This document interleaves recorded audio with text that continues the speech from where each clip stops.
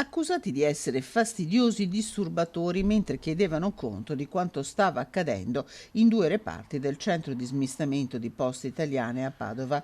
Nel mirino, secondo la ricostruzione della segreteria territoriale della SLC-CGIL del Veneto, sono finiti due rappresentanti della sigla sindacale che sabato 20 dicembre hanno eseguito un'ispezione e chiesto conto di alcune procedure. L'ispezione, che rientra tra le legittime funzioni del sindacato, sarebbe stata tacciata da alcuni presenti come interruzione della produttività in un caso, mentre nell'altro i due sindacalisti sarebbero stati allontanati perché bisognava lavorare. Hanno fatto presente all'azienda che stanno violando le condizioni di salute e sicurezza all'interno del CES di Padova. La nostra denuncia andrà avanti e non ci faremo intimidire da queste semplici dichiarazioni aziendali. La CGIL ricorda l'importanza della tutela della salute e della sicurezza del lavoro e richiama il valore del decreto legislativo 8108. Per questo, nonostante le feste, il sindacato sta valutando iniziative a tutela dei suoi rappresentanti e dei lavoratori.